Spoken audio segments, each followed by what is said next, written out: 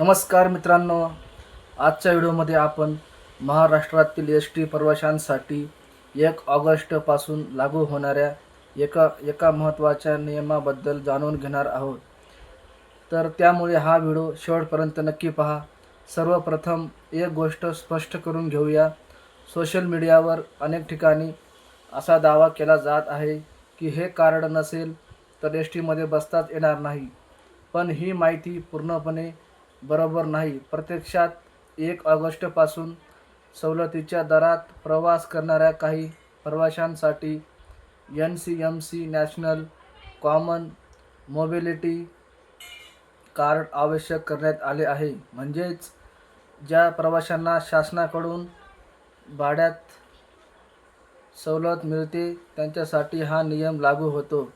यामध्ये 50% सवलतीत प्रवास करणाऱ्या महिलांचा, ज्येष्ठ नागरिकांचा आणि इतर पात्र सवलतधारकांचा समावेश आहे. सामान्य तिकीट काढून प्रवास करणाऱ्या प्रवाशांसाठी हा नियम लागू नाही. सरकारच्या या निर्णयामागचा उद्देश सवलतीची प्रक्रिया अधिक पारदर्शक करणे, गैरवापर टाळणे आणि डिजिटल प्रणालीला चालना देणे हा आहे. आता प्रश्न असा पडतो की हे NCMC कार्ड म्हणजे नेमके काय? हे एक स्मार्ट कार्ड आहे. याचा वापर एस.टी. प्रवासासोबतच इतर सार्वजनिक वाहतूक सेवांमध्येही करता येऊ शकतो. भविष्यात या कार्डचा वापर अधिक ठिकाणी वाढवला जाऊ शकतो. जर तुम्ही सवलतीच्या योजनेचा लाभ घेत असाल तर शक्य तितक्या लवकर हे कार्ड काढून घ्या. त्यामुळे पुढे प्रवास करताना कोणतीही अडचण येणार नाही. मात्र पुन्हा एकदा लक्षात ठेवा, हे कार्ड नसल्यामुळे सर्वसामान्य प्रवाशांना एस.टीमध्ये बसण्यात बंदी नाही. हा नियम फक्त सवलतीच्या प्रवाशांसाठी आहे.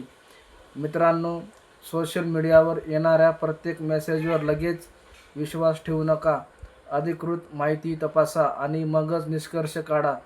तुमच्या भागात या नव्या नियमाबद्दल काय चर्चा सुरू आहे? तुमचे मत कमेंटमध्ये नक्की सांगा.